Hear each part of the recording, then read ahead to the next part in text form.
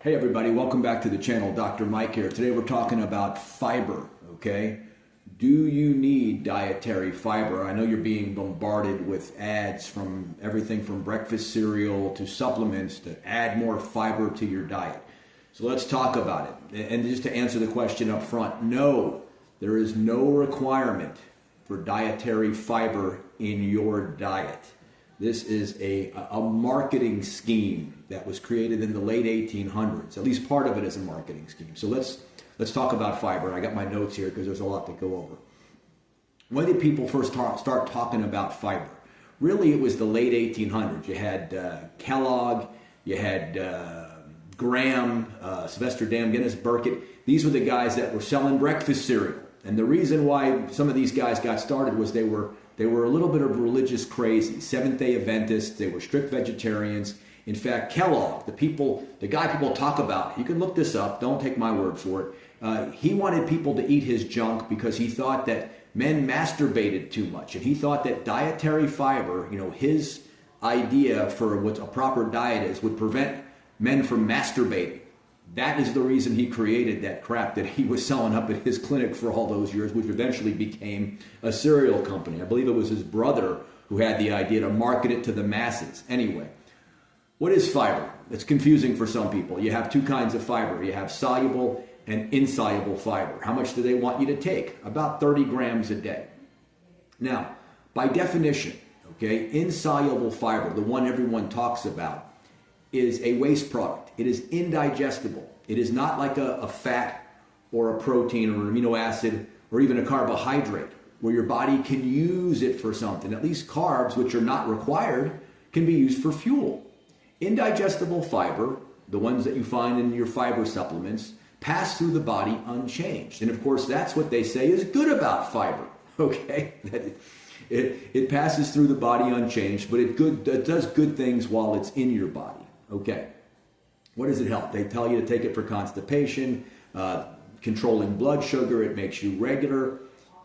Most of that is nonsense, okay? It does have some of these effects, but you don't need to have these effects on the body if you're eating a proper diet, and I'm going to cover that in a second. So what is it? Okay, fiber is a polysaccharide, okay? You have monosaccharides, disaccharides, polysaccharides. Your monosaccharides are things like glucose, fructose, galactose. Your disaccharides are things like sucrose, which is glucose and fructose. You have lactose, which is your milk sugar, is galactose and glucose. So get the point. One sugar, two sugar, multi-sugars, three or more. Okay, that's what a polysaccharide is. You have the digestible polysaccharides. Okay, those are your in your body glycogen, and in plants it's starch. And then you have your indigestible polysaccharides. Those are your fiber. You've got soluble and insoluble.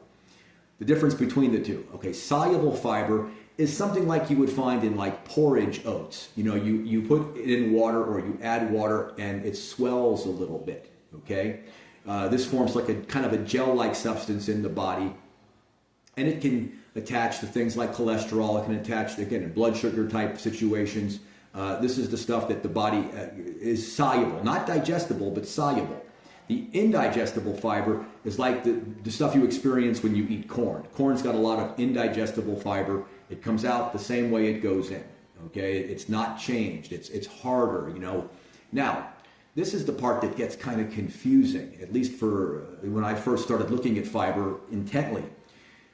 How does fiber work? And this seems to be a lot of confusion with people. Okay, if you ask most people how it works, they would say that it adds water to your stool. It absorbs water. It's like a sponge. Okay, well, that's simply not true. Indigestible fiber, the one that they're always pushing on you, the way it works, and they did a study back in the 90s because I remember reading this study. They took two groups of people and they were studying the effects of fiber, and you could look this up now. It's pretty much common knowledge.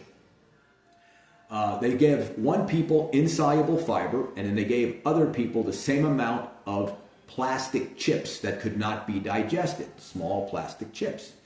And what they found was that the plastic chips worked just as well as the fiber, and the plastic chips obviously could not absorb water. They were solid. So they were not bringing any water in the way plastic chips work and the way insoluble fiber works is it irritates your colon. As it's being pushed through your small and large intestine, especially the large, it irritates the lining. That causes an irritation. The body sends more water at it. The mucus along the lining also you get more of an excretion. So that's what it does. Now, it would seem to me that if you've got some kind of an irritated bowel like IBS or celiac or any of these horrible diseases that people have, the last thing you would want is to irritate your colon more. You would think the stuff that you want going through would be things like meat, fish, pork, all of those products, because they don't have an irritating effect on your colon, okay? Just simple kind of cause and effect. Fiber irritates your large intestine. You've got a large intestine problem, an irritation that's causing you diarrhea and all kinds of problems. Do you want to eat the very thing that is causing the problem? And this is why people who go on a carnivore diet or a keto diet don't have constipation. They don't have bowel inflammation. I have talked to many people who have done carnivore diets. A good friend of mine has followed the diet off and on. And, you know, he had one of these problems with a bloaty stomach. He's got some autoimmune problems. And one of the first things he noticed was all of the inflammation in his stomach area disappeared.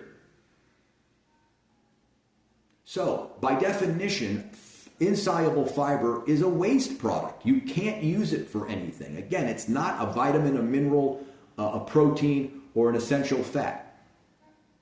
It can't be absorbed. Therefore, you don't need it. Now, why do the studies and why do they keep pushing it on people? Well, let me just give you a rule of thumb with poison, okay? If it was meant to go down, it was meant to come up. If it wasn't meant to go down, you should dilute it. Now, therein lies the solution to our problem with fiber and why they keep pushing it. So if you swallow Xanax, a bottle of Xanax, you can throw that up. It was meant to go down, it's meant to come up. But let's say something happens and your kid grabs some lye from underneath the sink or something and he drinks lye and it's burning his throat. Well, when that hits the stomach, you don't want to bring that back up. It's going to do just as much damage coming up as it did going down in the throat. So what you're going to do is you're going to dilute it. Okay, you're going to put as much water or juice or whatever it is you can into the system to dilute the product. That is the rule of thumb with poison. So let's look at that with a normal human diet. If you're on the carnivore diet or some other keto diet where you're consuming nothing but healthy food, right? You don't have to move this food more quickly through your body. It's not poisonous. It's not causing a problem.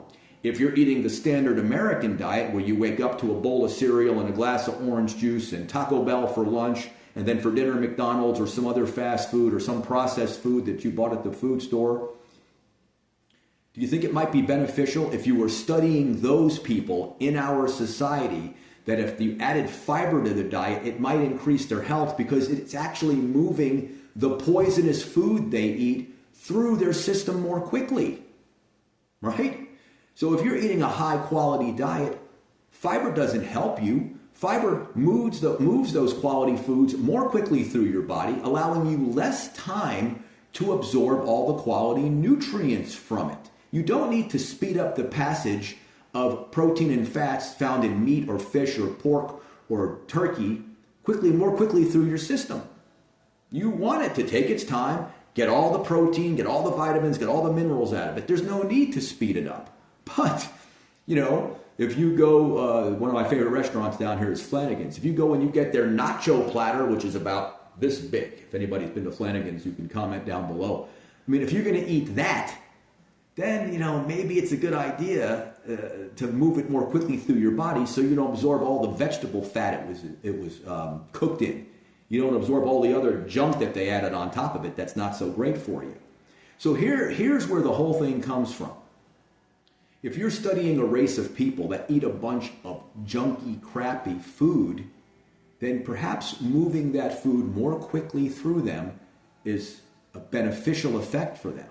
But if you're studying a race of people that only eat meat products or keto type products, then there's no need for that.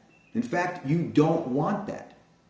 One of the other things they talk about with fiber is it helps to control blood glucose levels. Well, if you're eating a proper healthy diet, you're not going to have high blood glucose levels. If you're not waking up with three donuts and a cup of coffee with 8 sugars in it, you don't have any need to control your sugar levels. If you're following a ketogenic type diet, then your sugar levels are going to be fantastic. You're not trying to control them. Nature will take its course. You'll be fine. So I just want you to understand that the history of fiber is such that it became popular because of some of these lunatics who were pushing it on people as some sort of a sexual repression situation, which, of course, if that were true, we'd really all be in trouble, you know. But this is why it was brought into the focus, and this is why it continues to be pushed. You have to look at the history of it, why they think it's beneficial.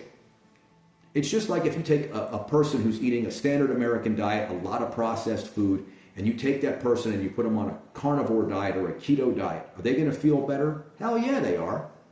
Take that same person, put them on a vegetarian diet or even a vegan diet. Are they going to feel better? Certainly, because you've cut out all of the poison that they're putting into their body, into your body. But it's about optimal. Which diet is optimal? And if you feel like it's somewhere in the middle, that's fine.